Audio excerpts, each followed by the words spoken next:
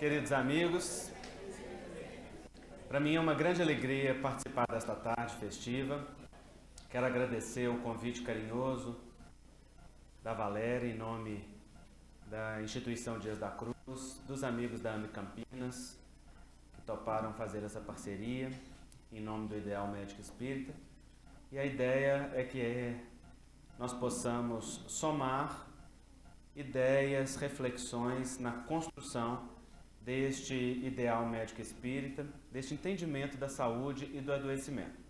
Nossos colegas já falaram aqui com muita competência a respeito das questões acadêmicas, científicas aliadas ao espiritismo. Nós vamos trazer uma visão da ciência e da filosofia espíritas com consequências religiosas, para nós entendermos como tudo isto se conjuga com estes ideais científicos. A primeira coisa que nós temos a dizer é que saúde é um termo muitas vezes falado e por vezes banalizado, porque toda palavra que a gente fala demais perde o seu sentido. E se nós fizéssemos uma enquete aqui, talvez nós teríamos diversas definições diferentes a respeito deste tema. Para alguns vai representar um organismo ausente de doenças, para outros energia e força para a realização, para outros vai representar alegria, para outros euforia, situações diferentes que por vezes também se confundem com o conceito de felicidade. Qual é o conceito de saúde que a ciência se utiliza? É aquele que é ofertado pela Organização Mundial de Saúde. Ele é do ano de 1946, entrou em vigor em 1949, num período pós-Segunda Guerra Mundial, e passados mais de 60 anos ainda permanece um grande desafio e uma definição de vanguarda. Por quê? Porque nos fala que a saúde não é somente o silêncio dos órgãos, mas um estado de equilíbrio dinâmico, de um estar, aliás, dinâmico, físico, psíquico, social, e não meramente a ausência de doenças. Olha que interessante. Não basta ter um corpo saudável, é preciso estar em equilíbrio ou em bem-estar nestas diversas áreas para se considerar em saúde. Se nós observarmos a nossa vida, nós vamos ver que as circunstâncias de desafio elas se sucedem umas às outras. E quando nós estamos bem do ponto de vista físico, nós estamos capengando no psíquico, não é assim? E quando nós conseguimos ajeitar um ou outro, o social pega. É um filho, é uma filha, é um pai, uma mãe, um parente. E é assim, é natural.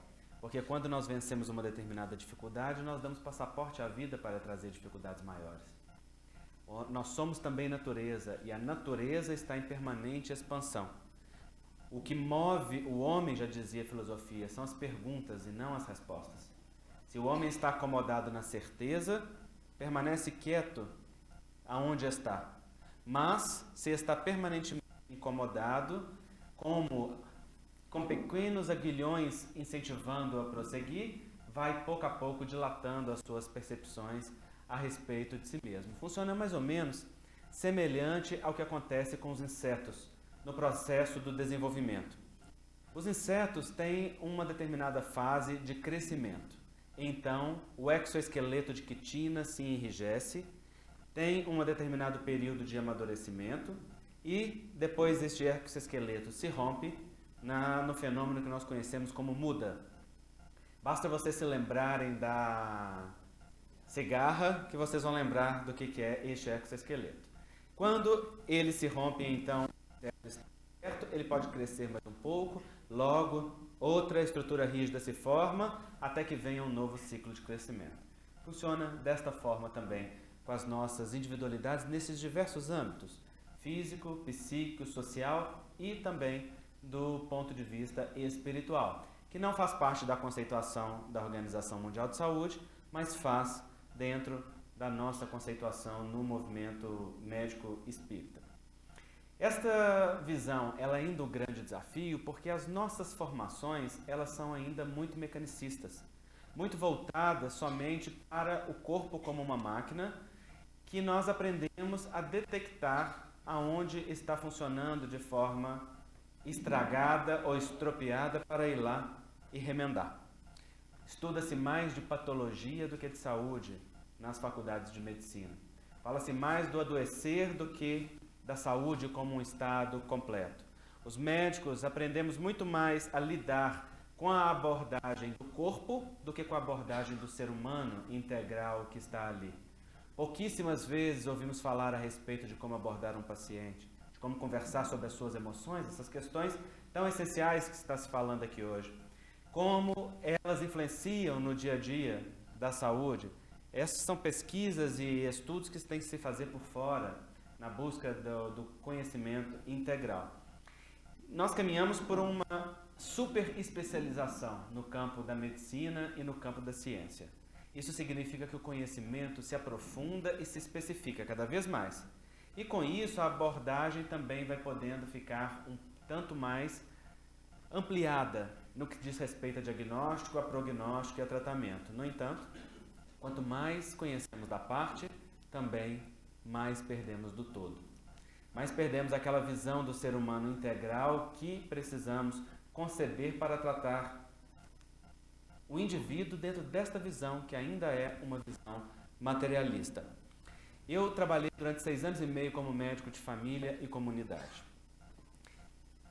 Durante este tempo, se eu quisesse, como médico do PSF, encaminhar o meu paciente para um ortopedista ou qualquer outra especialidade, havia na lista do SUS uma série de atividades a serem consideradas.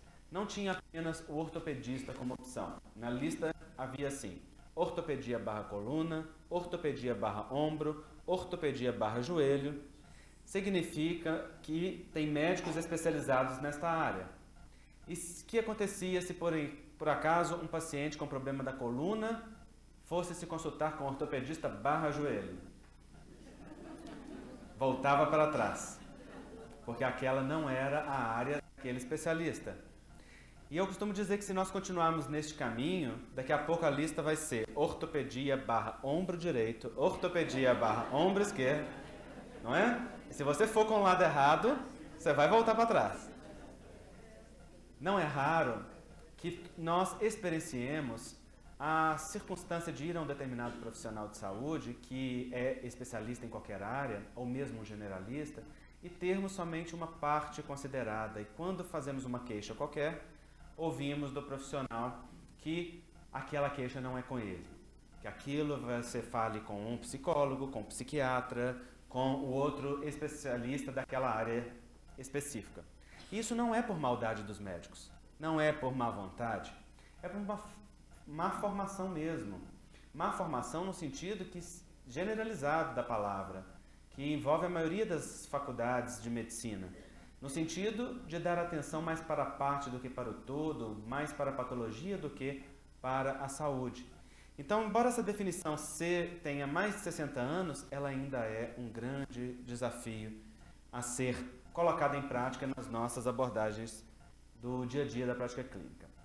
Quando nós ampliamos essa conceituação para o ponto de vista da doutrina espírita, então questões interessantes aparecem. Emmanuel, no livro O Consolador, ele vai nos dizer que saúde é a perfeita harmonia da alma.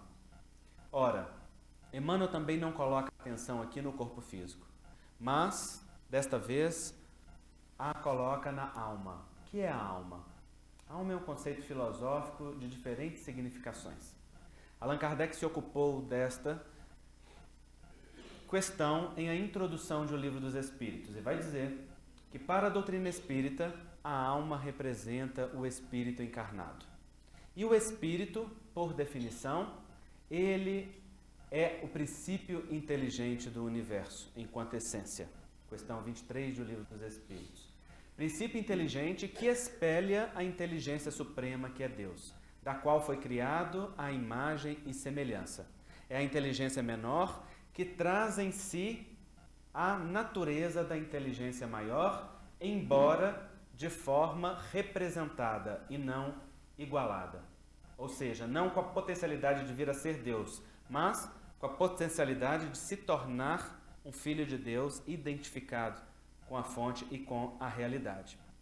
Para entendermos a saúde e, portanto, conseguirmos entender a cura e a autocura, nós precisamos entender os princípios e os postulados espíritas básicos. Então, nós vamos fazer um ligeiro parênteses aqui no tema saúde para falarmos de alguns conceitos também muitas vezes falados e por vezes pouco compreendidos. Dizem os espíritos que o espírito é criado simples e ignorante e caminha da simplicidade para a perfeição. Caminha num processo de desenvolvimento contínuo em que, pouco a pouco, é chamado a revelar a sua natureza divina.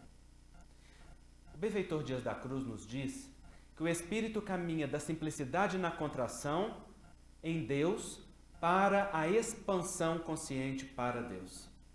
Caminha de um ponto para ele voltar, ampliado, realizado naquela fonte que o gerou. Num primeiro momento da evolução, o espírito é criado princípio espiritual, ainda não individualizado, e estagia nos reinos inferiores da natureza, fazendo um processo de amadurecimento, tanto do ponto de vista dos implementos biológicos que vai se utilizar no organismo físico, quanto do ponto de vista do despertar da consciência. Estagia nos reinos mineral, vegetal e animal irracional, até que passa a individualizar-se para se exprimir no reino animal superior. O filósofo Leon Denis, no livro O Problema do Ser, do Destino e da Dor, resume todo este processo dizendo assim: o homem dorme no vegetal, sonha no animal e desperta no hominal. Algo que outros autores depois ampliaram para dizer que o homem dorme no vegetal, dorme no mineral, agita-se no vegetal, sonha no animal, desperta no hominal para sublimar-se no anjo. Numa proposta incluindo aí os reinos mineral e o processo da angelitude, que é o porto final para o qual nós todos caminhamos. Todo este processo se dá em um desenvolvimento contínuo, inicialmente de forma guiada, de forma automática pelas leis divinas, e a partir do momento em que o espírito se individualiza e desperta para a vivência no reino nominal, através do uso da razão e do sentimento. Estas são as duas condições que nos caracterizam como seres humanos: a capacidade de pensar a vida e a capacidade de sentir a vida. Através do pensar, nós desenvolvemos o conhecimento que é intelectual e amadurecemos em crescimento e conhecimento da vida. Através do sentimento, nós apreendemos uma verdade que é do campo do sentir, não racional. Então, desenvolve-se aquilo que nós chamamos de moralidade, ou uma sintonia com as forças divinas da vida que nos governam. Intelectualidade e moralidade são duas asas que conduzem o espírito no rumo do progresso. E todo este processo de despertar contínuo, ele se dá através do fenômeno que nós conhecemos sob o nome de encarnação, que em se repetindo, se chama reencarnação.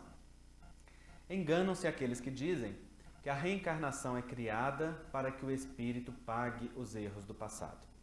Esta é uma visão parcial e equivocada da afirmação espírita.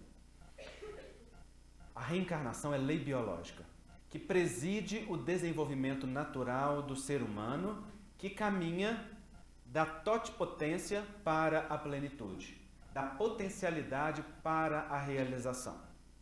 Assim como a semente necessita da terra, na qual se nutre e se alimenta para expressar a sua natureza, também o espírito, que é imaterial, necessita revestir-se de matéria, da qual se nutre das experiências que a vida material pode lhe proporcionar, ativando a sua genética espiritual, a sua natureza divina, aquilo que vibra dentro de si como herança.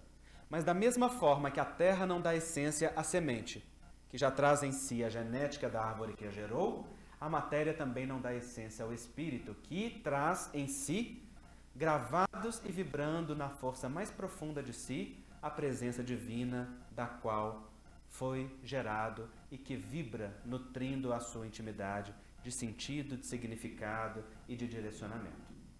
Através deste processo de amadurecimento, o espírito vai pouco a pouco desdobrando a consciência de si e do universo que o rodeia. E pode então fazer escolhas através daquele atributo que nós chamamos de livre-arbítrio. A reencarnação assemelha-se a uma escola em que o aluno tem um determinado nível de aprendizagem, intelecto moral, aquisição de conhecimentos, que lhe permitirá, pouco a pouco, fazer uma acumulação de conhecimentos sequenciais, sempre expandindo as suas potencialidades, tal qual acontece na escola. Para que o aluno venha a saber o que significa aritmética, vai ter que aprender a somar e a dividir, a fazer as equações matemáticas básicas. Tem um determinado tempo de aprendizado e depois a vida traz os testes ou as provas que lhe testificam o aprendizado adquirido. Se o fez, capacita-se a prosseguir. Se não fez, e se não existir escola plural, o que acontece? Ele tem de repetir de ano ou ficar de recuperação para que faça-se o progresso, não é assim? Também o mesmo acontece com o espírito. Tem uma soma de experiências de variadas naturezas, em variados setores, que acontece de forma concomitante, e o espírito é testado naquela aquisição de conhecimentos, com a oportunidade das práticas ou de transformar em ações úteis o conhecimento que adquiriu. Se demonstra que fez o progresso, capacita-se a níveis mais aprofundados de experiência, mas, se não o fez, repete-se a experiência tantas vezes quantas for necessário. E Emmanuel é muito claro quando ele diz: o espírito terá tantas oportunidades quantas for necessárias para o progresso, pois filho de Deus nenhum se perderá. No entanto, a oportunidade recomeçada será sempre mais difícil que a oportunidade perdida. E é muito natural pensar isto, porque o aluno que tem que repetir de ano, ele sente naturalmente a frustração de ter falhado, a culpa, o sentimento de abandono, a autorrecriminação, a frustração e todo aquele sentimento que agrava a necessidade de aprendizado que ainda está por se fazer. E um novo ciclo se começa. E mais ainda, ele tem que ver que permanece preso em uma determinada circunstância enquanto os seus afetos prosseguem à frente. Aquilo que lhe é mais penoso. Os coleguinhas passam de ano e o aluno fica. Em o Evangelho segundo o Espiritismo, os Espíritos nos esclarecem que muitas vezes a alma é acometida de um sentimento de saudade, de uma memória feliz de um tempo que já se foi, de uma presença amiga que já teve e não sente mais. É como uma melancolia que lembra de algo vago do qual não tem lembrança ou memória nítida. O espírito que permanece preso na repetição da experiência, qual o cachorro correndo atrás do próprio rabo, andando em ciclos, mudando os personagens, mas mantendo só o mesmo núcleo de problemática existencial, ele sente esta saudade que por vezes se manifesta na forma de uma angústia que lhe dói o peito, ou de uma ansiedade que aperta a alma, dizendo de um momento feliz que já se foi, ou de um prazer de convivência que não está mais. Emmanuel descreve essa sensação quando ele fala da sua própria experiência evolutiva, tendo que se apartar da presença de Lívia, um espírito que lhe era profundamente caro ao coração e que prosseguiu porque fez o acúmulo de conhecimento e de avanço moral na sua vida, enquanto Emmanuel permaneceu preso nos conflitos existenciais aos quais se entregou sem permitir que a sensibilização se fizesse na sua alma. Então, o processo da reencarnação ele é como uma escola que oferece esses níveis sequenciados, todos eles guiados pelas leis divinas, que conduzem todo este processo de forma perfeita e imutável. O Livro dos Espíritos nos esclarece de forma muito perfeita, mostrando-nas para cada um de nós e descrevendo-nas de forma que nós passamos a compreender quais as leis estatuídas pelo Criador que regem a vida moral e intelectual do ser. Uma muito importante é a chamada lei de causa e efeito, também chamada de lei de ação e reação, já citada aqui hoje. Nós temos que ter um cuidado ao falarmos dessa lei. Quando dizemos o termo ação e reação, que André Luiz, inclusive, se utilizou para dar título a uma de suas obras, nós não estamos nos referindo à lei newtoniana expressa pela física, que diz que uma determinada força aplicada sobre um objeto produz uma força de mesma intensidade e em sentido contrário. Ou seja, se eu dou um murro na parede, a parede dá um murro na minha mão com a mesma intensidade e força, dependente, claro, da natureza do material de que ela é composta, não é? Quando nós dizemos isso aplicando as leis espirituais, muita gente entende que nós estamos falando do olho por olho e dente por dente. Então, há pessoas que pensam que o espírito se matou, vai morrer, se roubou, vai ser roubado, se feriu, vai ser ferido, se lesou, vai ser lesado, se enganou, vai ser enganado. Como se o espírito precisasse passar pelas mesmas coisas que fez o outro passar para responsabilizar-se perante a vida. E não é esta a afirmativa espírita. A afirmativa espírita é da lei de causa e efeito, enunciando que para toda ação corresponde uma reação, ou para todo efeito há uma causa. No entanto, esta causa é de responsabilidade e não de punição. Então, se o espírito matou, vai ter que gerar vida. Se lesou, vai ter que devolver. Se ofendeu, vai ter que reparar. Se machucou, vai ter que consertar. Isso é responsabilidade. Por vezes o espírito necessita e solicita passar pelas mesmas experiências. Assim é que muitos espíritos, guiados por vezes pela autopunição, escolhem reencarnar-se em experiências duras e alteram os corpos físicos de tal forma que se submetam a experiências semelhantes àquelas que fizeram o outro passar. Isto depende do nível de consciência e maturidade que tem o espírito. Quando ele tem possibilidade consciente de escolha e quando os resultados no corpo físico não são a consequência natural daquilo que vai gravado no corpo espiritual. Quando é uma ação da vontade do espírito atuando de forma consciente sobre as células em formação durante a embriogênese. Mas a lei de causa e efeito é aquela que nos diz da responsabilidade. E esta imagem a resume muito bem. Esta é uma imagem que a mostra sobre uma perspectiva, uma ilustração que vem das tradições orientais. Mas nós vamos compreendê-la aqui sob uma perspectiva espírita. Que é esta figura que nós vemos aqui em cima. Este olho que tudo vê, que tudo sabe. De quem é? É Deus. É a representação, né, maior de Deus. Aqui representada na figura antropomórfica, a figura humana. E é natural que seja assim. Porque ao longo do processo evolutivo, primeiro o espírito lida com os conceitos que são concretos, para depois lidar com os conceitos que são abstratos. E Deus é um conceito profundamente abstrato. Quem explica o que é Deus? Nós não sabemos. Nós sabemos que a inteligência máxima do universo, a causa primeira de todas as coisas. Ótimo. Fala mais. A respeito da natureza de Deus. Kardec quis saber.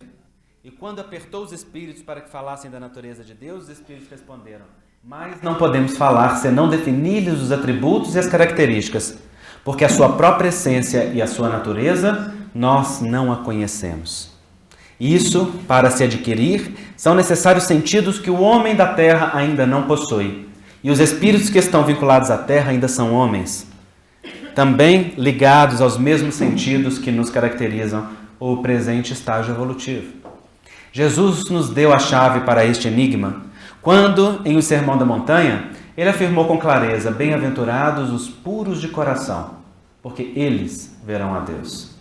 Para que o espírito compreenda a Deus, é necessário estar no estado de pureza, que é consequente de um longo processo evolutivo ou da angelitude para a qual nós rumamos, mas da qual ainda estamos levemente distantes.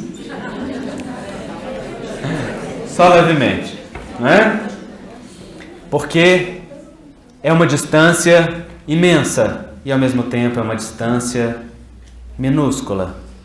Porque ao mesmo tempo que nós não temos as características dos anjos, nós trazemos Deus na nossa própria intimidade. Nós trazemos a realidade divina aqui dentro de nós. O que está mais perto de nós do que a nossa própria intimidade? E o que está mais distante do que a nossa própria intimidade? Não é? Então é algo que é ao mesmo tempo muito longe e muito perto. Depende do ponto de vista. Então aqui a figura divina está manifesta na figura antropomórfica. Como homem ou como mulher? Homem? Hoje em dia também é difícil de saber mesmo. Mas quais as cores dessa unha? É homem ou mulher? Aqui está representado na figura feminina. Deus é homem na tradição judaico-cristã ocidental. Mas para o panteão hindu, por exemplo, há várias manifestações divinas. Há o Deus Brahma, o Deus Shiva, a manifestação masculina, a manifestação feminina, que cria e que destrói no sopro de Brahma, não é? E nas várias características daquelas divindades. Aqui está representado na figura feminina. E afinal de contas, Deus é homem ou é mulher? Homem ou mulher? Nenhum nem outro.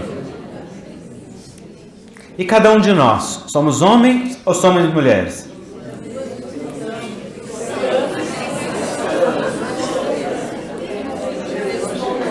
Em O Livro dos Espíritos, na questão 202, Allan Kardec pergunta se o espírito tem sexo. E os orientadores respondem, não como entendeis. Há entre eles amor e simpatia, porque o sexo é característica da biologia. O espírito não possui sexo, embora esteja envolvido na energia sexual. O sexo é inerente à biologia na qual nós estamos encarnados. E todos nós, tendo reencarnado, ora homens, ora mulheres, trazemos dentro de nós aquilo que Emmanuel chama de bissexualidade psíquica, ou o registro do masculino e do feminino dentro de nós. Aquele que bate no peito e diz assim, eu sou 100% macho, ou então eu sou 100% fêmea, é um bruto, acabou de sair dos animais. É a primeira reencarnação como ser humano. Porque é o único jeito de ser 100% alguma coisa. Depois disso, já vai ter registro de masculino e de feminino dentro de si. Se nem o espírito tem sexo, quanto mais Deus, que nem espírito é, está acima de todas essas nossas definições, não é? Mas Deus traz em si a síntese do masculino e a síntese do feminino perfeito. Ao mesmo tempo que é força, que é ordem, que é equilíbrio, que é justiça, características do masculino, é também afetividade, ternura, acolhimento, compaixão, maternagem, que são características do feminino. E por isso nós o representamos na figura humana com as nossas características, dada a nossa incapacidade de lidar com os conceitos abstratos e com as características próprias do ser humano. Aqui está representado o poder divino, que tudo pode, o olho divino como a sabedoria que tudo vê, mostrando que as leis divinas regem todo o processo, não só fora do ser, mas sobretudo dentro de nós mesmos, como nós vamos ver.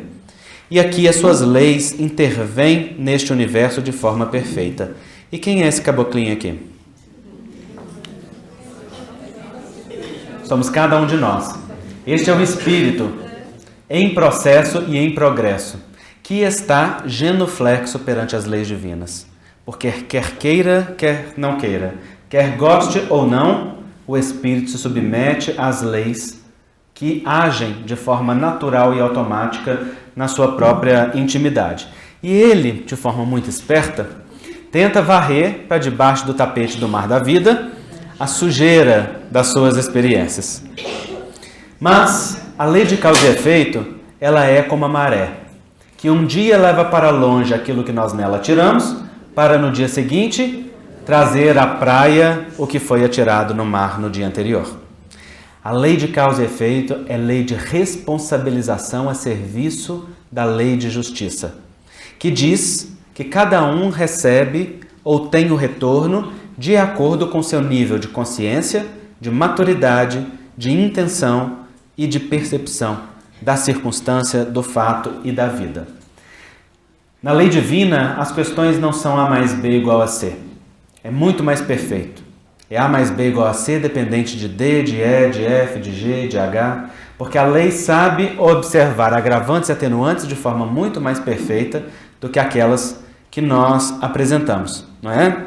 Assim é, por exemplo, que nós recebemos em família e na intimidade do lar, como disse o nosso querido Romário, aqueles espíritos com os quais temos o maior compromisso moral, reunidos sob a lei de causa e efeito, exatamente com as características que se necessitam.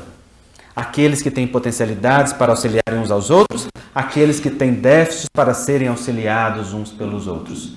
E isto se complementa de uma forma tão equilibrada que aquele que deve recebe aquele que necessita receber. Aquele que gerou a lesão recebe aquele que foi lesionado.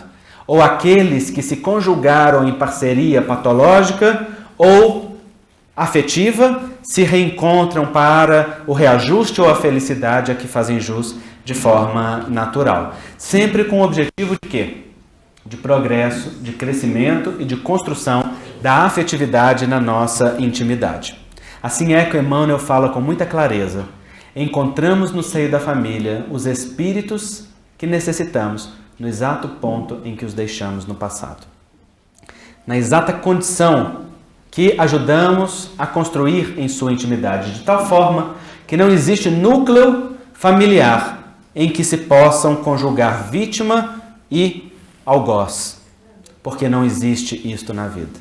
Se conjugam parceiros de infortúnio, que construíram juntos uma circunstância de desafeto para o próprio reajuste. Estes conceitos são extremamente importantes. Sem entendê-los bem, nós não compreendemos o movimento de saúde que se faz ou de adoecimento que se faz na nossa intimidade. Por quê? Porque a nossa intimidade obedece às mesmas leis que nos governam do lado de fora. A fisiologia orgânica está a serviço das leis divinas. Então, voltando à família, quando nós observamos, por exemplo, os casamentos, nós vemos que a maioria dos casamentos são descritos pelos espíritos como casamentos de prova ou de reparação, em que ambos se reencontram sob o fenômeno da paixão. E não sei se vocês já pararam para pensar, mas a paixão é um fenômeno obsessivo. E não é obsessão simples, é fascinação. É obsessão grave. Deus foi muito esperto. Fez a coisa de uma forma tão acessível que você nem percebe que você está entrando na maior enrascada da sua vida. Não é verdade? Você se apaixona, você só vê belezas, são tudo flores. Você só vê as características bonitas, é o príncipe e a princesa, meu amor, meu gato e minha gatinha, que começa nos animais pequenos. Vai crescendo de porte ao longo dos anos. Jung diz que nos 6 primeiros meses da paixão, nós estamos amando a nós mesmos projetados no outro. Amando estar amados, amando estar amando, amando ter quem amar, amando ter alguém que nos ame. E, portanto, nós passamos por cima das evidências, daquelas características que muitas vezes mostram a natureza real do indivíduo. Mas isso é que caracteriza a paixão, é estar enamorado, e é aquele movimento que dispara toda uma descarga física mesmo, e temos a taquicardia, temos todo aquele movimento, aquele aperto no peito, aquela ansiedade, aquele desejo de ver, aquele frio na barriga. Se vocês pararem para observar, só as áreas do sistema nervoso autônomo, fase primitiva da vida, não é? Que a gente não para perceber, e tudo aquilo ali está mostrando da excitação da paixão.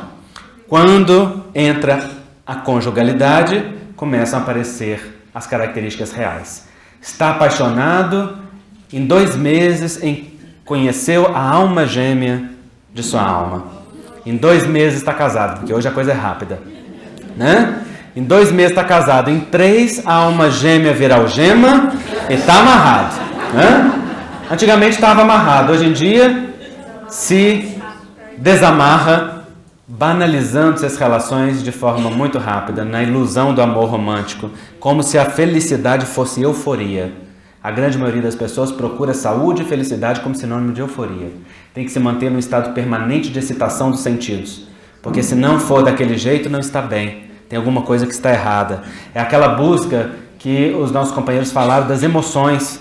Tem que estar permanentemente naquelas emoções super excitadas, senão entra em contato com as angústias e com os conflitos existenciais, não é? Então, nos casamentos, a gente reencontra, sob o processo obsessivo da paixão, aqueles que precisam, e é natural. E depois do casamento é que o amor pode se construir. Por quê? Porque quando vai tendo a convivência, é que então vão aparecendo as características reais. Você vai vendo que o pavão tem um pé feio, não é? Que a princesa não acorda tão princesa. E aí começa a aparecer as características reais. E aí o amor pode se estabelecer.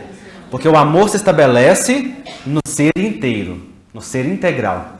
Não nas características idealizadas. Não naquilo que nós julgamos ver. O amor ama, porque releva aquelas circunstâncias difíceis, colocando os aspectos que são positivos em uma hierarquia maior, que é a hierarquia do afeto e da construção dentro de um projeto de vida, que é aquilo que sustenta um casamento. Rubem Alves dizia que nós não devemos nos casar com aquelas pessoas com quem queremos transar para sempre. Até porque, vocês sabem, o sexo vai modificando ao longo dos anos. Começa ali todo dia, vai 3 vezes por semana, né? Depois é uma vez por mês. Chega naquela fase que se perguntam para o outro, esse mês teve? Já não tem certeza. Mas é porque a hierarquia de valores dentro da experiência do casamento vai se modificando.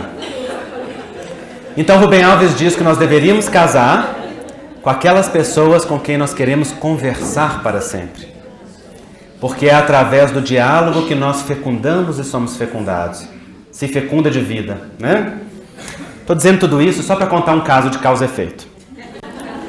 Eu trabalhei numa casa que leva por nome, porque todo mineiro tem que ter um bom caos, né? Vocês já aprenderam isso hoje? Trabalhei numa casa espírita por 12 anos que leva por nome uma determinada mineira arretada. Ela é moradora de Governador Valadares, uma mulher que era merendeira de escola, nunca ganhou um salário mínimo, mas teve 6 filhos, adotou mais 3 casais de velhos, de idosos, e dava sopa para a comunidade. Era uma mulher comprometida, decidida. O dia que quis ter uma geladeira, comprou a forma de gelo. Chegou em casa e os filhos viram e falaram: "Que é isso, mãe?" "Para minha geladeira." "Que geladeira? A senhora está ficando doida? A senhora não tem uma geladeira." "Para a geladeira que eu vou ter." E foi comprando peça por peça até que montou a geladeira. E teve a geladeira que quis. Aquelas mulheres de garra. Isso mostra como que ela se comportava na vida. E ela era casada com um homem, que eu inclusive conheci, que se chamava Seu Dema. E o Seu Dema era o Dema. De fato. Os dois viviam em pé de guerra. Viviam em pé de guerra. E o Dema não era muito esperto. Um dia ele virou para ela e falou assim: "Olha, o negócio é o seguinte, você decide, ou eu ou seus meninos." Antes que ele acabasse de falar, as roupas dele estavam voando pela janela. E ela mandando ele catar lá fora e só voltar para dentro de casa na hora que aprendesse a respeitar o trabalho que ela fazia. E um dia, o atrevido do Dema resolveu levantar a mão para bater nela. Gente, levantar a mão para bater numa mulher é algo que não se faz em circunstância nenhuma, não é? Mas levantar a mão para bater em uma mulher médium e médium de efeitos físicos é suicídio completo. Na hora que ele levantou a mão, o mentor dela incorporou, com uma mão levantou um armário. Kardec explica esse fenômeno no Livro dos Médiuns. O fluido do perispírito do médium, aliado ao fluido do perispírito do espírito, faz uma combinação fluídica que anula o peso da gravidade. Ele levantou o armário, jogou em cima do homem, virou para os filhos e falou: "Ai de quem tirar ele aí de baixo. Vai se ver comigo." Esse era o mentor. Vocês imaginam o obsessor? Até hoje eu fico imaginando como que o obsessor faria se incorporar. É que ela era médium, mas não era alguém filiada a nenhum serviço e trabalho mediúnico específico. Não era espírita. Era uma médium de grandes possibilidades. Trabalhava na sua casa mesmo, naquele método interiorano que era muito comum alguns anos atrás. E a gente sabe que os espíritos protegem a todo indivíduo, mas aqueles que são comprometidos com o bem, eles não protegem. Eles quase mimam, não é verdade? E ela tinha toda a proteção. E os dois viviam nesse pé de guerra. O fato é que ela dizia assim: "Vou tolerar esse homem até desencarnar. Que aí na hora que acabar, acabou. já fiz a minha parte, já vivi com ele o que tinha para viver, não volto mais com esse traste. Ela desencarnou jovem, com cardiopatia chagásica, e a primeira mensagem que ela mandou para o filho, através de Chico Xavier, ela dizia o seguinte: meu filho, agradeço a Deus a oportunidade misericordiosa de retornar à vida física com seu pai. Porque do lado de cá, tive acesso aos nossos vínculos morais e aquilo que nos liga em termos de compromisso ao longo dos séculos. E pude perceber o quão bom Deus tem sido, nos dando a oportunidade de aprender a amar. Daqui para frente, ser-lhe-ei uma protetora. E passou a lhe proteger. E o Dema continuou o Dema. Quando ele foi desencarnar, porque vocês sabem, né? Mulher é fácil de mudar, mas homem é bicho ruim, né, gente? Demora para sensibilizar, às vezes requisita da vida uns tratamentos de choque, um pouquinho mais duros. Quando Dema foi desencarnar, os espíritos estavam preocupados com ele, mas ele tinha merecimento para ser socorrido e, sobretudo, tinha a atenção carinhosa dela, que tinha muito mérito. Então, eles propuseram a ela um plano. Na hora, primeiro, eles o despertariam magneticamente, induzindo na mente dele uma lembrança feliz. Quando foram investigar, a lembrança mais feliz que ele tinha na sua memória era o dia do seu casamento. Era um momento em que ele lembrava que ele havia sido profundamente realizado.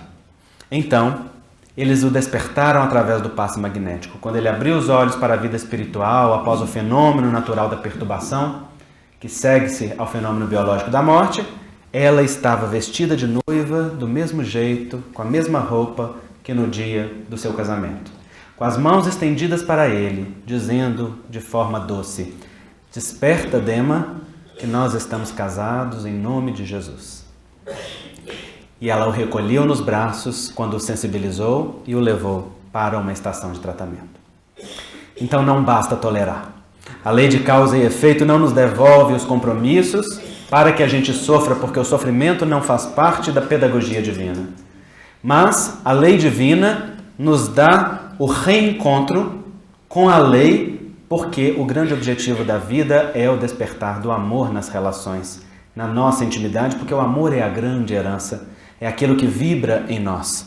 O Espírito Dias da Cruz nos fala com propriedade.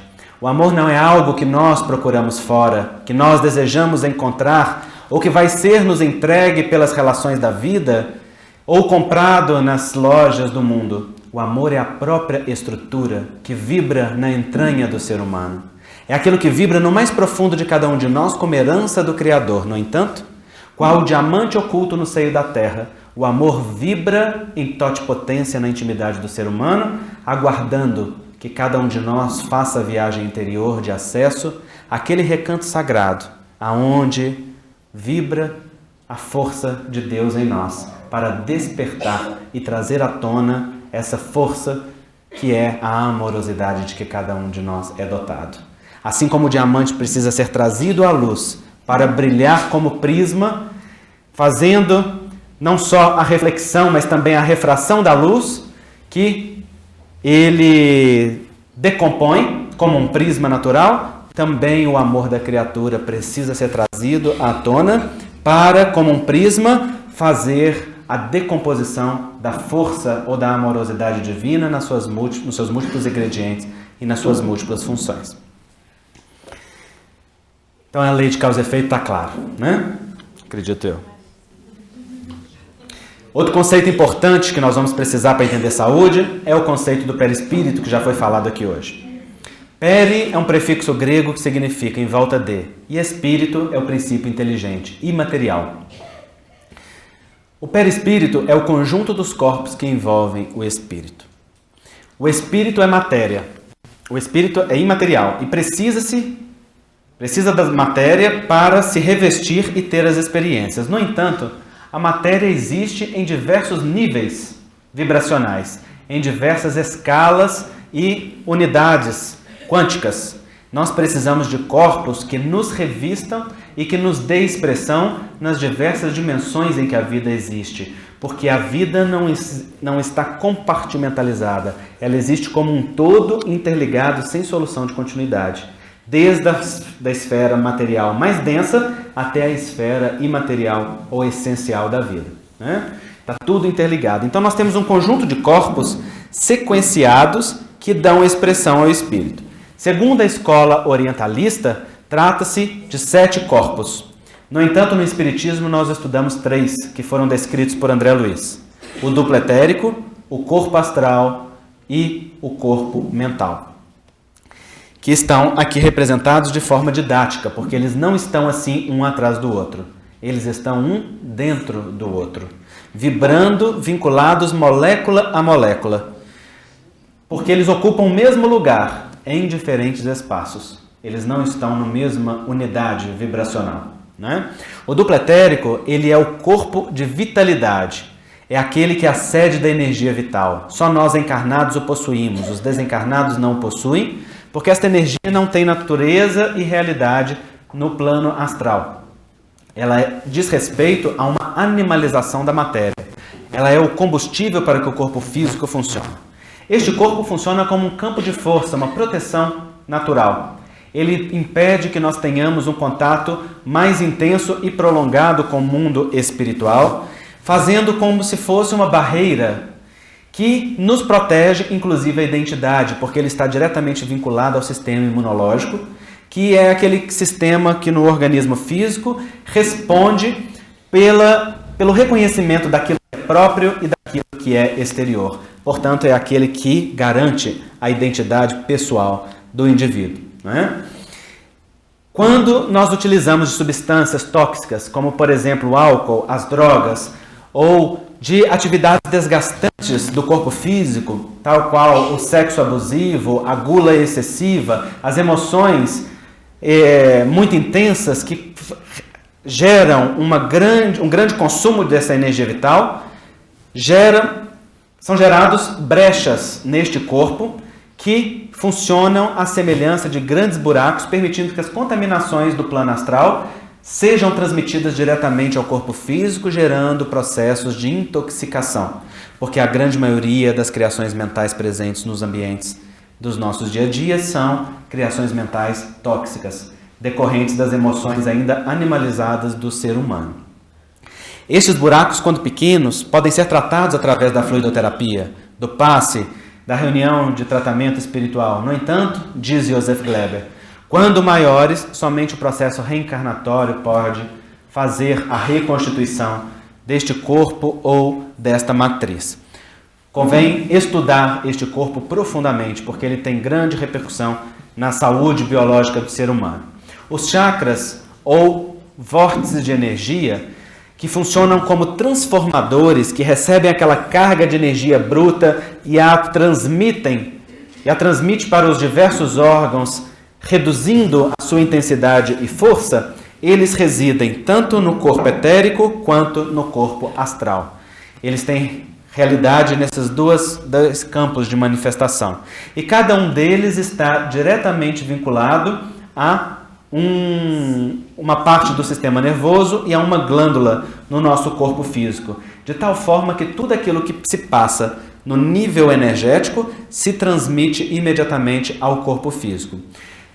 Não tão imediato assim, porque o corpo, como recurso de misericórdia da lei, ele tem uma série de defesas naturais, uma série de automatismos que o protegem, não é? Mas tudo aquilo que se passa aqui nesta realidade se transmite a esta do corpo físico. E tudo que se passa no corpo físico se transmite aos corpos espirituais. Acima do duplo etérico nós temos o corpo astral. E o corpo astral é o corpo físico dos espíritos que estão fora da matéria. Ele é a sede das emoções. É nele que vibra a nossa realidade do sentimento e da emocionalidade que nós estamos trabalhando aqui no dia de hoje.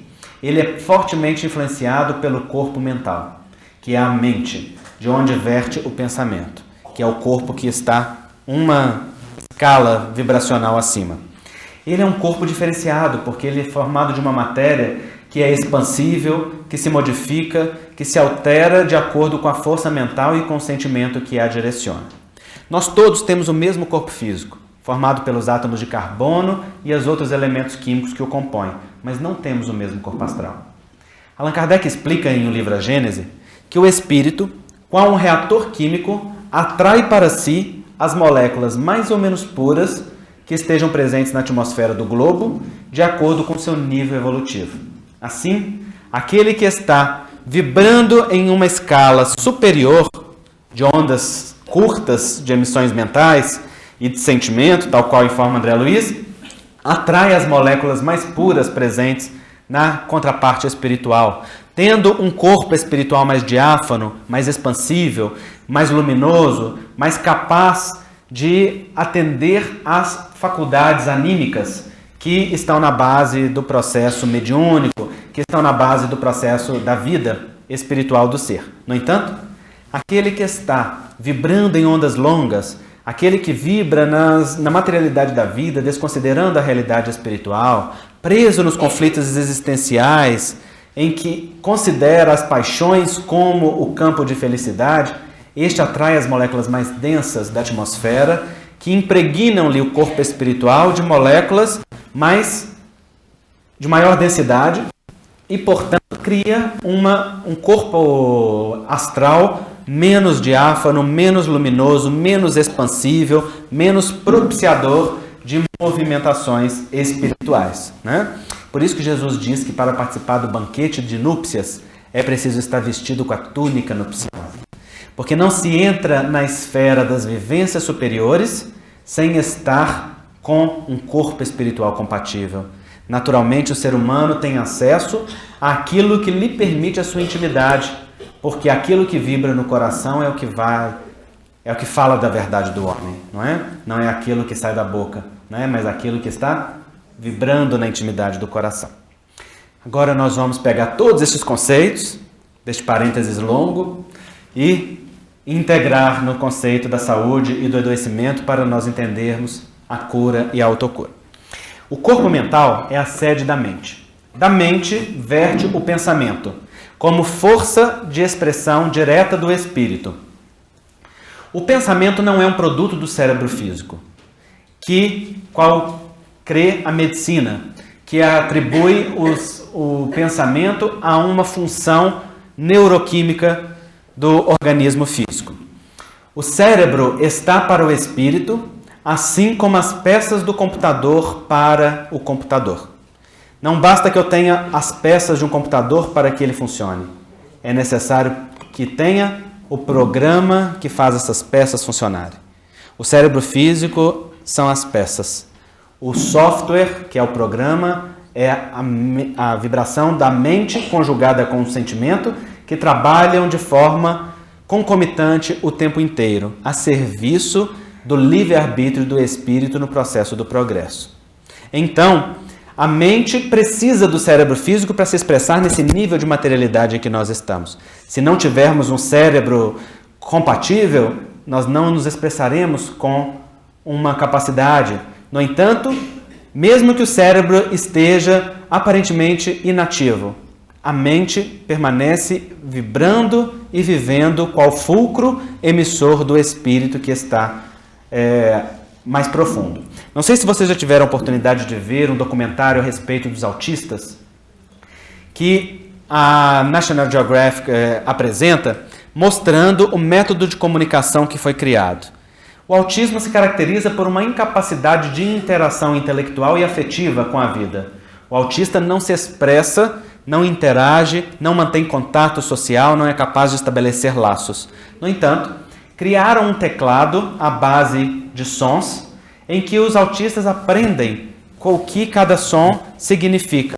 E o que eles descobriram foi que existe um universo de sentido e de significado profundo por trás da incapacidade de expressão. E quando a gente vê aqueles indivíduos com a aparência do retardamento, digitando e formando textos absolutamente coerentes, absolutamente compreensíveis, de uma lógica e de uma expressão profunda, você vê a vida que vibra no corpo mental mais profundo e que o corpo não tem condição de expressar porque está lesado nas suas peças, na sua maquinaria. como expressão naturalmente das lesões que vêm lá daquele corpo astral, que é um molde para o corpo físico. No entanto, em um nível mais profundo ainda, que é o corpo mental, o fulcro emissor do espírito permanece expressando vida em profusão. A mente, então, expressa o pensamento. O pensamento sai da mente, que não tem esse formato humano, tem um formato ovoide, e esta onda mental, conjugada com o sentimento, viaja pelos corpos astral e duplo etérico e atinge o corpo físico através de dois caminhos principais. O primeiro é aquele que André Luiz descreve no livro Missionários da Luz, a glândula pineal. A glândula que está no centro do nosso cérebro, próximo ao final do hipotálamo. Diz que é a glândula que para a medicina física não tem grande expressão, porque é a glândula que produz a melatonina, um hormônio que desperta a sexualidade na juventude, mas que não tem grandes expressões tal qual nós entendemos do ponto de vista espiritual. Porque para a espiritualidade, a glândula pineal é a porta de entrada da vida mental, da mediunidade, de acesso a um universo vibracional em um nível mais profundo.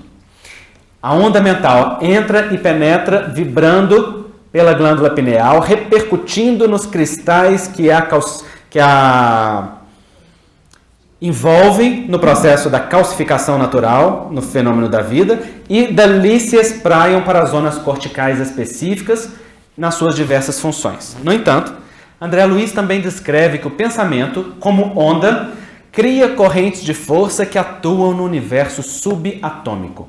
Ora, o corpo físico, ele é uma grande ilusão. Nós vivemos naquilo que os indianos chamam de Maya, a grande ilusão da vida. Nós acreditamos que a matéria existe. Vocês estão olhando para mim e acham que estão vendo algo que é real. E eu posso dizer, eu não existo. Esta cadeira que vocês estão sentados, tampouco. Nem este prédio no qual nós nos encontramos. Por quê? Porque tudo isto é ilusão que nos dá os átomos que vibram em uma intensidade e velocidade tão grande que nos dá a ilusão de concretude e de realidade. Mas a matéria, ela é energia condensada. Ela é formada por inúmeros átomos vibrando em tão alta velocidade que dá a ilusão de realidade. Ora, estes átomos que estão na base então do corpo físico, eles ainda têm partículas menores que eles mesmos. São as partículas subatômicas. André Luiz nos diz que ali, nessas partículas, há a força do pensamento, enquanto gerando correntes, conduzindo o seu direcionamento. Isso significa dizer que o pensamento e o sentimento atuam na raiz da raiz da raiz do corpo físico, orientando o funcionamento dos átomos, naturalmente orientando as substâncias, orientando o funcionamento das células. De tal forma que nenhum de nós vive nenhuma situação de vitimismo, porque cada um é senhor da sua própria história. Quando vamos reencarnar e o corpo perispiritual se liga ao zigoto recém-formado, então tem ali o início do processo de condução natural através dos corpos espirituais do processo da embriogênese. No entanto, anterior a isto, os agentes da reencarnação já selecionaram os gametas necessários para a nossa vida física, com a carga genética que precisamos. E quando não usar, ou seja, quando não há esses agentes orientadores da reencarnação selecionando, o espírito seleciona de forma natural, através daquilo que vibra no seu corpo mental e no seu corpo astral. A irradiação faz com que haja um fenômeno de ressonância do gameta que vibra na mesma frequência e na mesma intensidade. De tal forma que cada um de nós herda dos pais, mas nós só herdamos de nós mesmos. Porque nós herdamos daquilo que nós vibramos, da nossa história, do nosso passado. A genética que trazemos é a genética de predisposição, que é compatível com a nossa história, com aquilo que está construído na nossa realidade espiritual e também com aquilo que nós escolhemos, as provas que nós elegemos para a nossa vida de acordo com a nossa necessidade ou que a divindade elegeu para nós, conhecendo-nos de forma mais perfeita. Acontece que antigamente a medicina pensava que as células funcionassem assim. Os genes mandaram, então está mandado. Tudo se executa e não tem alteração. Pensava-se que a célula funcionasse sob o regime de monarquia. onde os genes eram os reis e tudo se executava de forma perfeita. Hoje se sabe que não é assim. Hoje se sabe que há uma série de substâncias presentes na membrana da célula, no citoesqueleto da célula e também dentro do núcleo que comandam a expressão dos genes. De tal forma que hoje se sabe que a célula é uma democracia. Os genes mandam, de fato. Mas, na hora que a ordem chega no citoplasma, o povo discute a ordem. Se estiver de acordo, executa. Se não estiver, volta uma nova ordem. Claro que não é um movimento consciente. É um movimento de concentração e natureza de substâncias e combinações dessas substâncias, que se dão de forma automática. Mas de onde vêm essas substâncias? Vem da nossa dieta, de tudo aquilo que a gente ingere e coloca para dentro, mas, sobretudo, vem da corrente de força do pensamento e do sentimento que atua no nível subatômico, gerenciando a vida celular, coordenando a formação de substâncias X ou Y de acordo com a natureza das correntes mentais que vibrem no mais profundo do ser. De tal forma que ninguém é vítima de nada. Cada um é senhor de si mesmo. Senhor da sua história, do seu corpo, da sua vida, de tudo aquilo que acontece. Nós trazemos predisposições. Apenas 20% dos nossos genes estão ativados de forma automática, porque respondem pela vida. 80% são igual interruptores de luz. Ativam e desativam, ao sabor das concentrações de substâncias e das combinações dessas substâncias que estão dentro da célula. Assim, entendendo, nós passamos a ver que o que acontece no corpo físico é um reflexo daquilo que se passa na alma. O corpo não é um carro que nós levamos no médico mecânico para trocar a peça estragada, embora a maioria deseje que fosse. Porque o Dias da Cruz nos diz que a grande maioria dos doentes em humanidade deseja apenas anestesia e não cura. Quer só se ver livre do sofrimento. Não deseja se ver livre da causa que gerou o sofrimento. A grande maioria não quer nem saber. Você quer ver como é que isso é verdade? Basta a gente perguntar, talvez para a gente mesmo aqui, quantos de nós somos diabéticos e hipertensos? Quantos de nós, diabéticos e hipertensos, fazemos dieta? Exercício físico? Regulação no sal? Na dieta? Não é? Basta pensar. A gente quer o quê? A insulina, o hipoglicemiante, o antihipertensivo que controle o corpo, para a gente poder continuar tendo a vida sem limites. Ao invés de entender o convite do limite que a doença nos traz, porque ela fala da hipertensão, das forças do perispírito, porque ela fala da necessidade de doçura da alma, né? Como mensagens simbólicas. Então o corpo não é um carro que a gente troca a peça estragada. O corpo é uma televisão. Ele mostra em sinais e sintomas a novela da nossa vida. Na forma de capítulos. E a atenção que nós damos para um capítulo determina o capítulo seguinte. Quando a gente dá uma determinada audiência para um personagem, esse personagem começa a aparecer mais, não é assim? Se nós valorizamos demais os processos patológicos, se nos tornamos vítimas deles, se afundamos na lamentação improdutiva, na briga com o nosso corpo como se fosse um inimigo que devemos combater, como alguém com quem nós disputamos, então nós fazemos com que aquele processo se intensifique porque nós não lemos a mensagem que vibra nas nossas funduras. Mas se nós entendemos aquele convite como um convite da alma, passamos a representá-lo de forma simbólica, buscamos o reequilíbrio que ele nos pede, então nós modificamos a história da nossa vida, de adoecimento para a saúde, porque o que se passa no corpo está a serviço da alma. As mesmas leis que governam o corpo de fora, governam a fisiologia orgânica de dentro. Quando o pensamento está em equilíbrio, no bem pensar, no bem falar e no bem agir, as correntes de força geradas são de equilíbrio que mantém o universo subatômico na produção de substâncias que definem a nossa biologia como saudável. No entanto, quando o pensamento e o sentimento estão desconectados do bem, no mal falar, no mal pensar e no mal agir, as correntes de força são desarmônicas, gerando distúrbios na própria fisiologia orgânica, alterando o corpo de tal forma que o corpo expressa aquele movimento que vai na alma. E isso de forma automática, sem que o espírito necessite desejar ou aceitar. Vou dar um exemplo muito besta para a gente entender. Tão besta é ótimo. Se a gente observar a verdade da vida, ela é muito simples. A gente é que complica. Imagine que eu seja tão rebelde que eu decida, a partir de agora, que eu não vou respirar mais. Eu posso decidir que eu não quero mais oxigenar as minhas células. Eu posso tentar. Não posso? Posso puxar uma respiração consciente e prender. Por quanto tempo? Alguns segundos. Não é? Porque depois de alguns segundos, as taxas de gases, de oxigênio, de gás carbônico no sangue vão se modificar. Os receptores presentes nos vasos vão indicar ao sistema nervoso que houve uma alteração naquelas taxas. Aquela parte que é reptiliana, automática da vida, vai falar assim para mim, ó, trata de respirar, né? Tem essa de querer não. Trata de respirar, porque é respirando que eu mantenho as taxas de gás do jeito que eu preciso. Aí vai começar aquele movimento de desejo de inspiração. É um sofrimento, não é? É ou não é? Todo mundo já aprendeu respiração aqui, né? Uma vez na vida. É um sofrimento. Mas mesmo sofrendo, eu posso escolher continuar com a respiração presa? Posso não? Posso. A respiração é minha. E eu sou rebelde?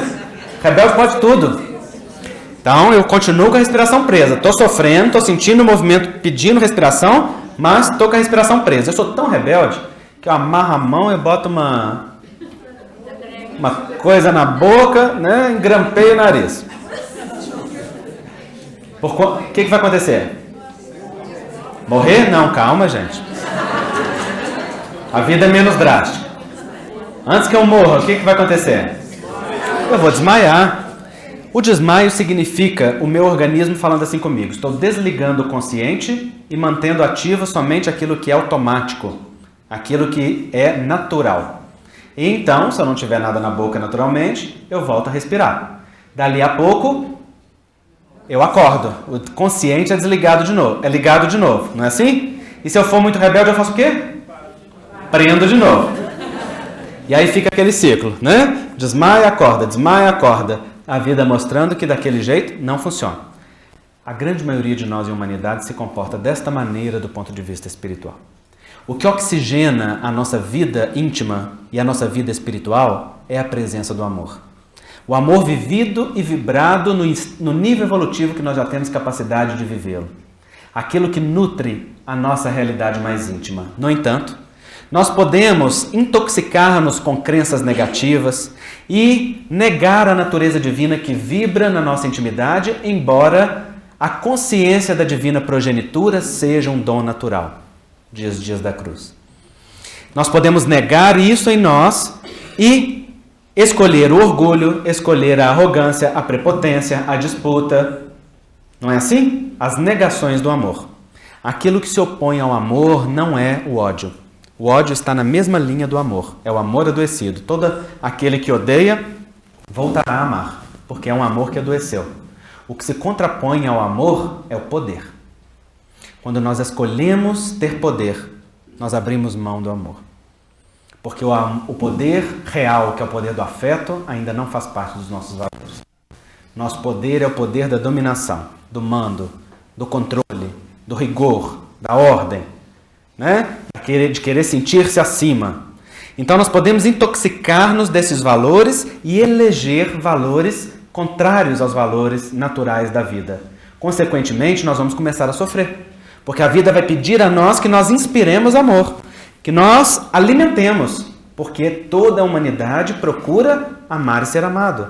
O que vibra no ser humano. Aí aparecem as angústias, as ansiedades, os conflitos existenciais, que mostram para a criatura que ela não está vibrando na força do amor. No entanto, mesmo sofrendo, ela pode continuar não respirando amor. Até que chega um momento em que a vida coloca uma placa demarcatória e diz assim: a partir deste momento, eu estou desligando o seu consciente, momentaneamente, para que o automático da vida seja religado. É o momento do desmaio espiritual. Muitas vezes este momento do desmaio é o momento do distúrbio físico. É o momento em que as células físicas falam assim: olha, agora não dá mais para tolerar essa natureza de corrente vibrando contínua aqui na intimidade da vida. ela altera a fisiologia a serviço das leis divinas.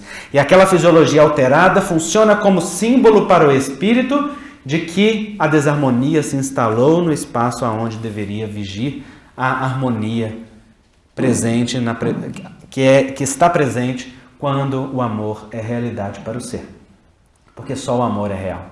É a única coisa que nós levamos conosco. Todo o resto é ilusão momentânea, né?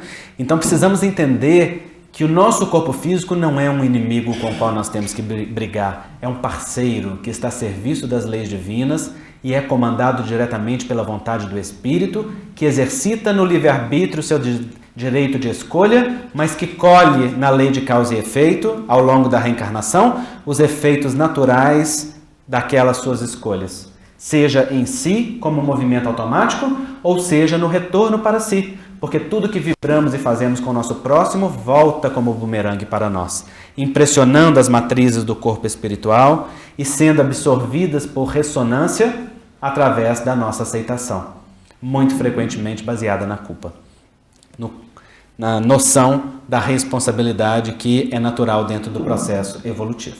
Tá claro até agora? Então vamos aprofundar ainda mais. Agora dá para a gente entender aquilo que Emmanuel nos fala, que saúde é a perfeita harmonia da alma. A alma é o espírito com seus invólucros semimateriais, o perispírito e o corpo físico.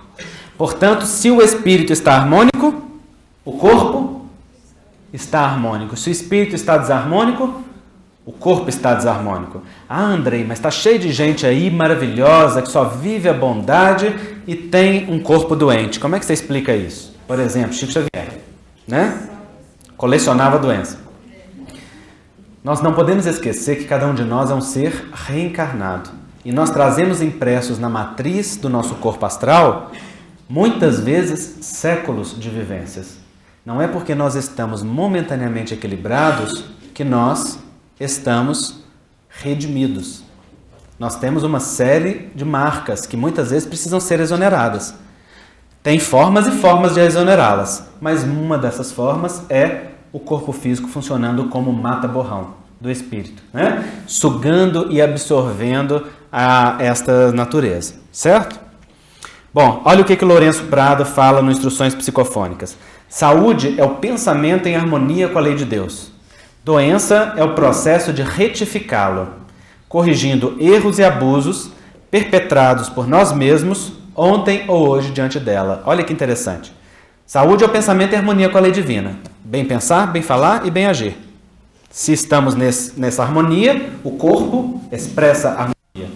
Mas, o que é a doença? É o processo de corrigir as vibrações do pensamento, retificando erros e abusos perpetrados diante dela. Dela quem? Da lei divina. Então a doença é o processo natural de linguagem do corpo como um movimento automático da vida para retornarmos ao equilíbrio. Sempre que nós ofendemos a lei divina e natural, dentro do nosso nível de consciência e possibilidade, a lei responde com um movimento de reequilíbrio automático. E esse movimento de reequilíbrio automático, muitas vezes, são placas sinalizadoras que botam freios na nossa experiência. Tá claro até agora, gente? André Luiz fala, a mente reanimada reergue as células que a servem. Quando a mente se modifica no otimismo, na alegria, no riso, na felicidade, que são expressões dos valores que vibram na alma, o corpo se ressente de tudo isso, na forma de substâncias. Sejam as substâncias, seja diminuindo as substâncias anti-inflamatórias, seja respondendo por uma resposta imunológica específica que o corpo necessita, são linguagens das correntes de força que vibram num nível mais profundo. Mas o espírito Joseph Gleber, no livro O Homem Sadio, que inclusive é um dos livros que eu trouxe para vocês aí, ele nos traz uma definição muito importante, que é a definição que baseou todo o trabalho da Associação Médico Espírita nos últimos 26 anos. A Associação Médico Espírita de Minas Gerais tem toda a construção da sua abordagem prática em cima desse livro que é O Homem Sadio. E ele diz lá, saúde é a realização real da conexão criatura-criador. E a doença, o contrário momentâneo de tal fato. Ora, nós não somos criaturas enquanto espíritos? Não fomos criados como expressões diretas do Criador? Então a saúde é a conexão real da criatura com a fonte. E a doença? A expressão momentânea da desconexão.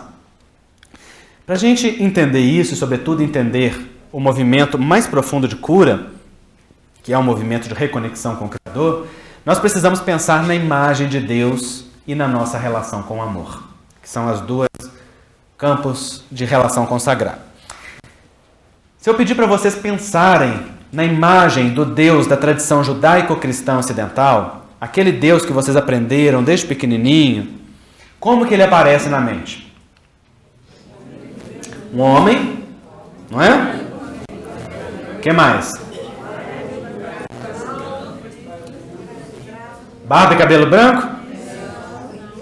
Não? Sim, tá. Vamos por maioria. Sim. O que mais? Olhos claros? Também acho.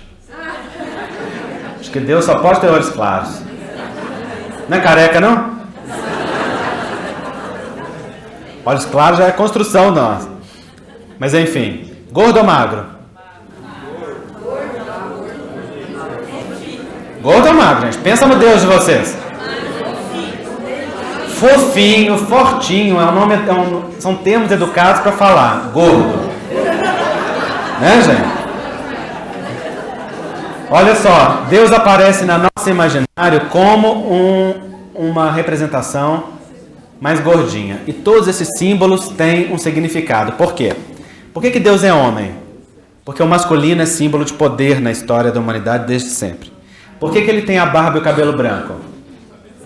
Sabedoria, vivência, experiência, tempo, não é? E é uma barba ralinha assim ou é uma barba grandona? Grandona, porque para muitas culturas a barba longa representa sabedoria, não é? E por que ele é gordinho? Feliz? Também acho.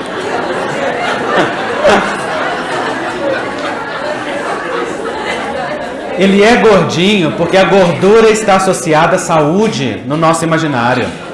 Embora a obesidade seja um problema de saúde pública, né? Epidemia nos Estados Unidos, nós temos no nosso imaginário que uma pessoa saudável é uma pessoa gordinha, fortinha. Toda avó vai atormentar médico no consultório, falando, doutor, esse menino come e não engorda. E eu sempre respondo, eu vou engordar a senhora, avó. Porque o seu menino está ótimo, né? Crescendo, desenvolvendo, mas a avó quer ver o menino dando voltinha, porque é bonitinho, né? É uma gracinha ver aquele menino tadinho. Então, esses são símbolos presentes no nosso imaginário. Quais são as características desse Deus? Severo, rígido, punitivo, não é? É um Deus que manda praga para o Egito, que mata exército, que deixa passar meia dúzia e afoga o resto. Não é assim? É quase o demônio, não é, gente? Quase o demônio. É uma imagem que nós temos. A imagem não corresponde à realidade. Imagem é aquilo que nós construímos, né? E ao mesmo tempo que ele é isso, é o quê? Bondoso, amoroso, compassivo, justo. Tudo que é positivo, não é assim? Esse é o Deus do nosso psiquismo. É um Deus de punição e recompensa. É a dicotomia doecedora que está dentro de nós, que nós precisamos lidar. Vê se não é esse Deus aqui. Olha ele aí. Presta a soltar o piano na cabeça do pobre coitado. Quando a gente tem um Deus que é punitivo no nosso psiquismo, o que as doenças representam? Castigo, punição, ação do demônio, ação de obsessor. Porque a gente só... Vocês já repararam que a gente mudou simplesmente os termos, né, gente? A gente pegou a ideia cristã das igrejas e trouxe para o espiritismo. Tirou o inferno, botou umbral. Tirou o demônio, botou obsessor. Tirou o pecado, botou ação e reação. Não é assim? E passamos a interpretar como se fosse a mesma coisa. E não é. Olha só o que fala o Velho Testamento. Mas se não obedeceres à voz do Senhor teu Deus, se não praticares cuidadosamente todos os seus mandamentos, o Senhor te ferirá de fraqueza, febre e inflamação. A fala ainda era pior, eu é porque cortei. Era. Se vocês forem lá ler o versículo inteiro, vocês vão ver que a fala é pior. Mas aí eu achei que o resto era exagero demais, eu tirei. Entendeu? Isso daí é verdade ou mentira? Verdade ou mentira, gente? Os dois. Se nós não cumprirmos os mandamentos da lei, se nós não compreendermos o que é a lei divina e não entrarmos em sintonia com ela, o que acontece no nosso organismo? Não expressa sintomas? Febre, inflamação e fraqueza são sintomas. No entanto, isso significa que tem um Deus nos castigando? Tem um Deus nos punindo? Aí está a grande interpretação adoecedora. O que a gente faz? O que faz uma criança aqui em Campinas quando ela age contrário ao que os seus pais querem? Não é o que vocês fazem com elas, não. O que ela faz? Faz birra, o que mais? Xinga, grita, mente, foge, se esconde.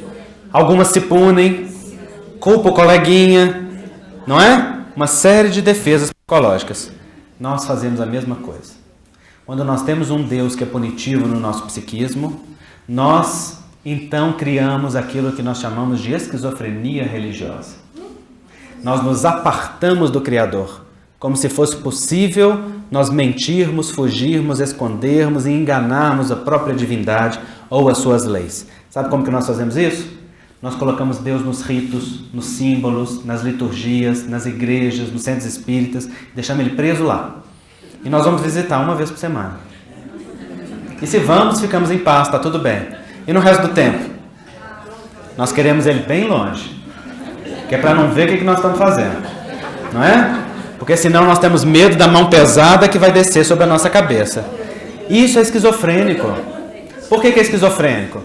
Porque a esquizofrenia é exatamente a presença da ilusão, de uma série de alucinações e de delírios que caracteriza a ausência da realidade.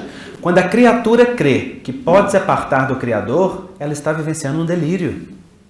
Nós não podemos nos apartar do Criador, não existe essa possibilidade na vida. O Criador está em nós, vibra em nós, é o Deus imanente, o Deus transcendente. Está presente na nossa realidade e em torno de nós. Vive conosco 24 horas da nossa vida, nós queiramos ou não, gostemos ou não. Desejar existir à parte, fazer a vida as nossas próprias leis, construir a vida sob as nossas próprias determinações, independente das leis divinas, é a grande ilusão. Sobretudo querer pedir contas ao Criador, querer pedir explicações, querer exigir, querer ordenar. Acontece que a grande maioria de nós lida com um Deus que não é pai, que é mordomo. Pede, exige, briga, não é? Quer na hora que deseja, e se Deus não dá da forma que nós queremos, na hora que queremos e do jeito que queremos, nós fazemos igual criança. Pirraça, não é? Brigamos. Rebeldia. E assim vamos aumentando a distância. Mas acontece um fenômeno psicológico muito interessante que os espíritos explicam no Homem Sadio. Quando nós nos apartamos da presença do Criador, nós retiramos o piso de sustentação da nossa vida, que é a presença da fé. Nisso vem a insegurança. Para lidar com a insegurança, nós nos recolhemos ao egoísmo. Porque o egoísmo é a centralização em nós. Então, peraí, deixa eu fechar em mim mesmo, deixa eu cuidar da minha vida aqui, porque não tem mais ninguém cuidando, não. Né? E deixa aí eu disputar com o outro. Aí vai, com toda uma cascata de adoecimento. Consequentemente, qual que é o tratamento e qual que é a cura no nível profundo? Humildade. É fazermos o movimento de volta. É fazermos o movimento de retornar às origens, compreendendo que este movimento é um movimento de submissão ativa ao Criador. De abaixar a cabeça perante a vontade divina, não porque Deus é poderoso e nos subjuga, mas porque Ele é grandioso e nós rendemos honra àquilo que é a nossa fonte, a nossa origem e a nossa... O Atos dos Apóstolos fala com clareza: em Deus nos criamos, em Deus existimos, em Deus nos movemos. Na figura divina nós estamos mergulhados. E essa figura divina, ela é amor incondicional. Ela não pune nem recompensa, porque não precisa. Ela está inacessível a ser atingida pelas nossas ofensas, porque ela é perfeita. Ela não precisa perdoar, porque nunca se ofende. Ela é incapaz de considerar os atos pequenos da criatura como algo que atinge a sua própria essência, porque ela vê a grandeza perfeita daquilo que criou na intimidade de cada um de nós. Era o que Jesus via em cada irmão seu. Não a personalidade efêmera que passava, mas o Filho de Deus que estava adormecido lá dentro. E ele resgatava aquela grandeza. Diz Dias da Cruz que ele resgatava através do fornecimento da experiência de dignificação da experiência humana. Outro dia o Dr. Dias disse uma coisa que me tocou muito. Ele disse assim: o ser humano não é digno porque mereça. O ser humano é digno porque existe. Porque é filho de Deus. E por ser filho de Deus já é suficiente. A condição de dignidade é condição intrínseca à natureza humana e independe da atitude ou da conduta que o Espírito tome na vida. Não há nada que possamos fazer que nos torne indignos perante o olho do Criador. Sim, perante o nosso próprio olhar, perante a nossa própria visão de nós mesmos, perante o nosso próprio entendimento de nós mesmos.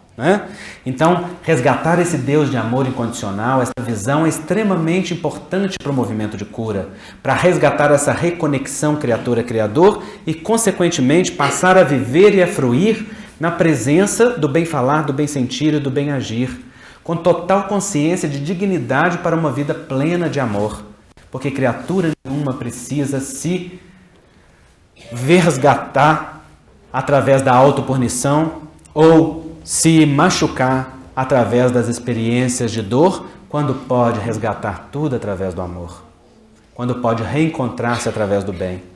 O bem é a linguagem universal, não a dor. A dor só aparece quando o amor não tem definitivamente abertura na nossa intimidade para ser sentido. O Dr. Dias diz que o rio de amor da vida é um manancial infinito, disponibilizado para a criatura 100%, e integralmente. No entanto, deste rio de amor, cada um bebe de acordo com o tamanho da caneca que levar para se servir. Se achar que merece isso, vai colher isto. Se achar que merece isto, vai colher isso. Porque não recebe de acordo com o que mereça. Recebe de acordo com aquilo que permite dentro de si. Porque o recurso de misericórdia não é dado por merecimento, é dado por condição da própria natureza humana.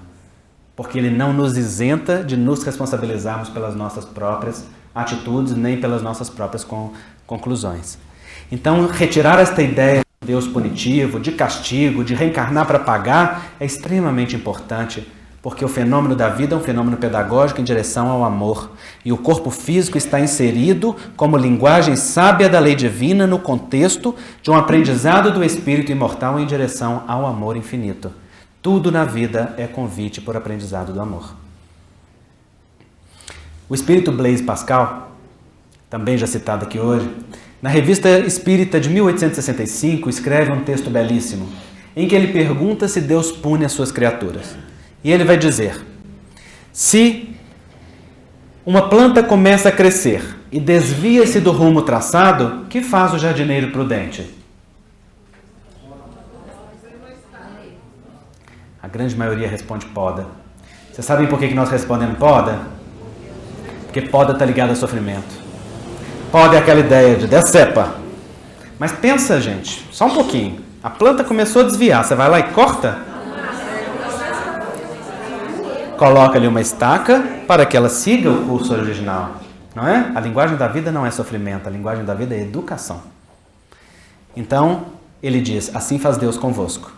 Quando o espírito desvia-se do rumo traçado, que é o culto harmonioso do belo e do bem, então a vida coloca placas demarcatórias para fazê-lo retornar a este culto harmonioso. Como a dizer, quando o espírito desvia-se no mal, que é a negação do bem, a vida aciona mecanismos naturais para fazê-lo retomar o equilíbrio, porque o mal não tem existência real. O mal é a ausência de bem, é a manifestação de uma ausência. Quando o bem se afirma, o mal desaparece, assim como a luz dissipa a escuridão, que é apenas expressão da ausência de luz. Quando Paulo de Tarso, na questão 1009 do Livro dos Espíritos, vai complementar toda esta ideia dizendo assim: o que é o culpado? Aquele que por um falso movimento de alma desviou-se do rumo traçado, que é o culto harmonioso do belo e do bem.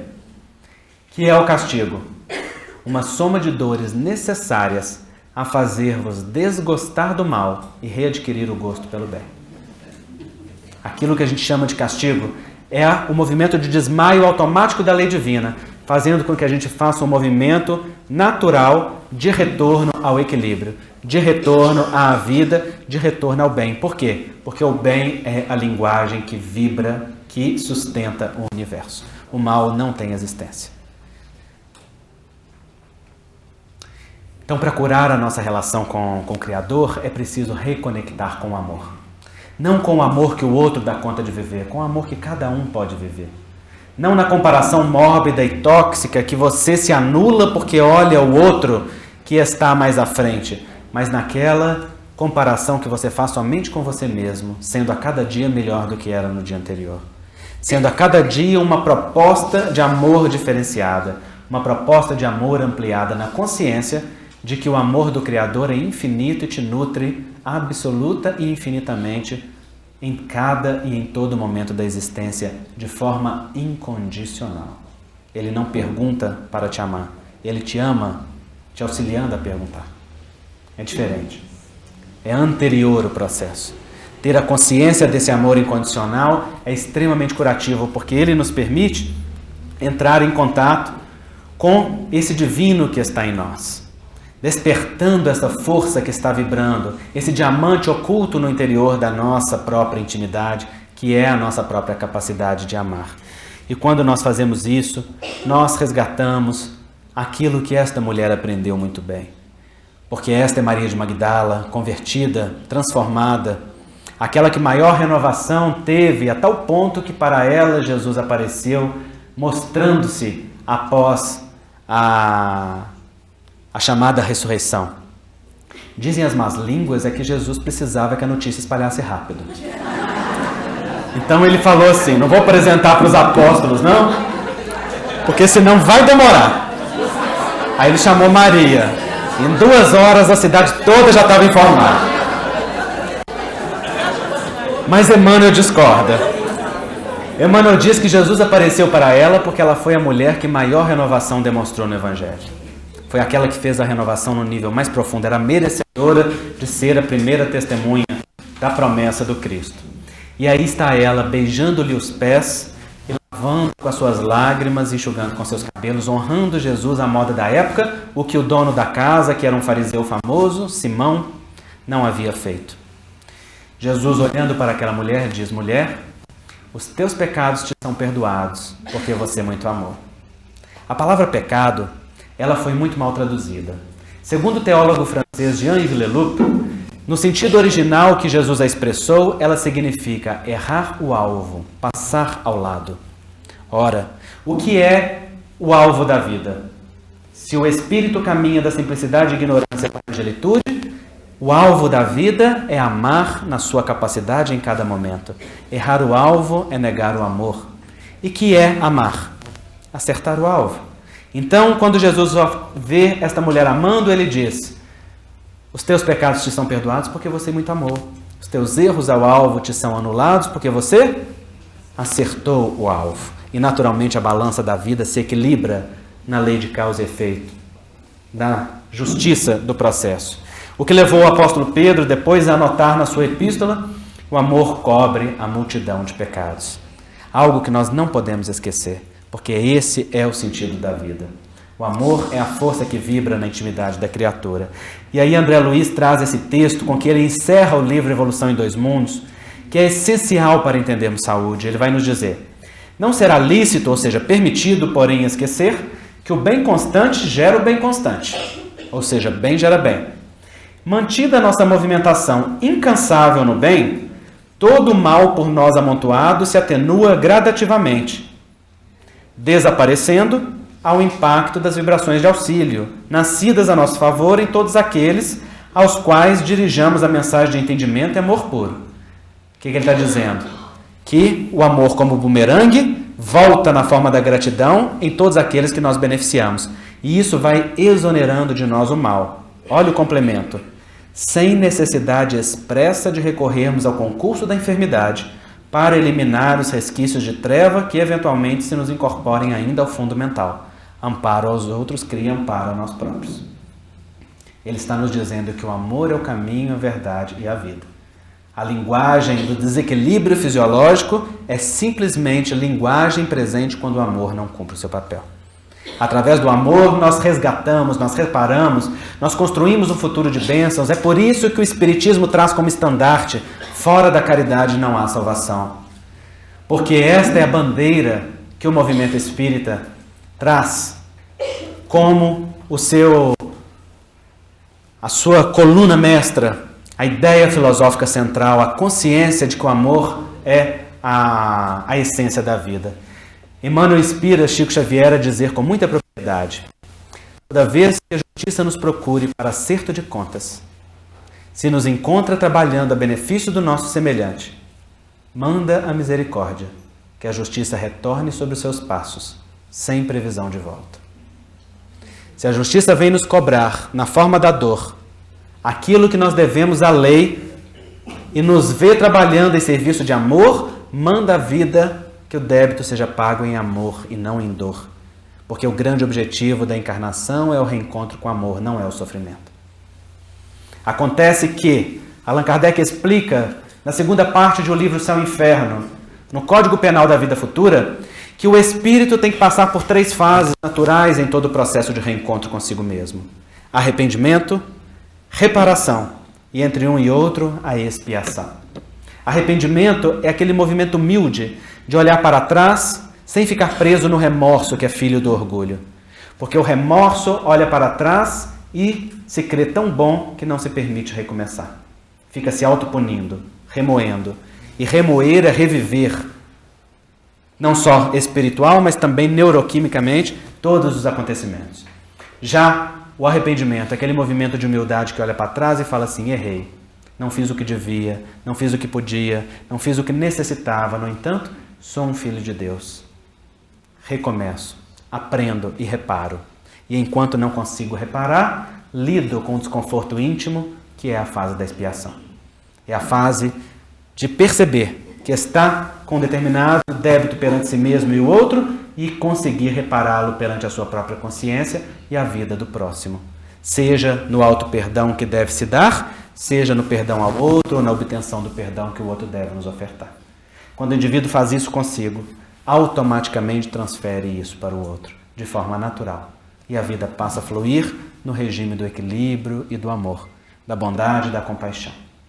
Dessa forma, nós aprendemos que aqueles princípios que o Evangelho nos expressam, prescrevendo-nos bondade, caridade, amor, compaixão, paciência, tolerância, todos aqueles ingredientes que compõem o amor, não se trata simplesmente de um código religioso destinado a figurar nos rituais da vida exterior. Trata-se de um código científico, que a ciência espírita explica com propriedade e que faz com que a harmonia do bem falar, do bem pensar e do bem agir se traduza igualmente como equilíbrio na vida física. E aí nós percebemos aquilo que nos diz André Luiz: somente o doente convertido em médico de si mesmo alcançará a cura positiva.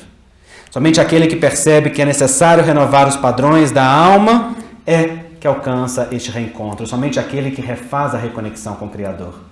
É muito útil tomar medicamentos, fazer cirurgias e tudo aquilo que atenda ao corpo físico, mas não basta.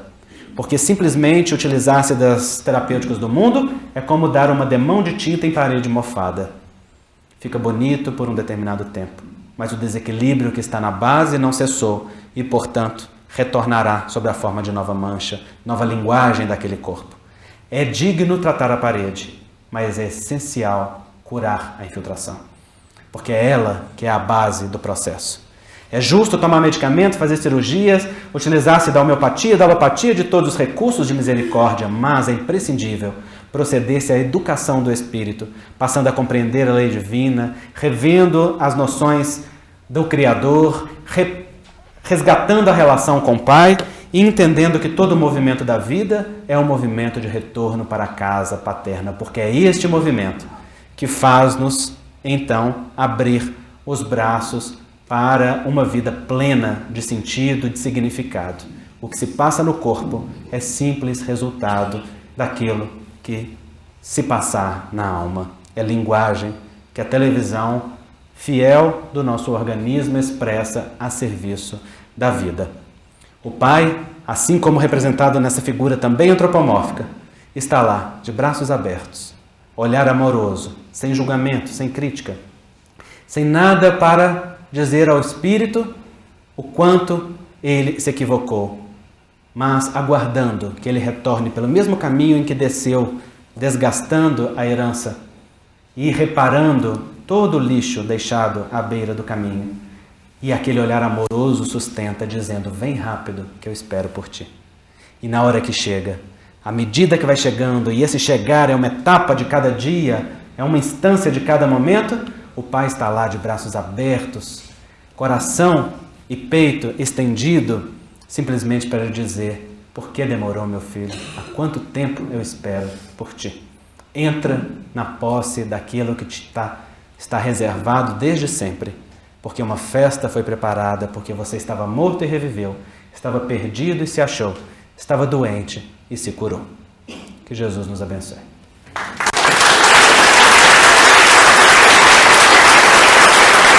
Obrigado, Tereza. Deus te abençoe. Muito obrigado. Fica aqui recebo pelo aplauso. Obrigado. Tudo certo.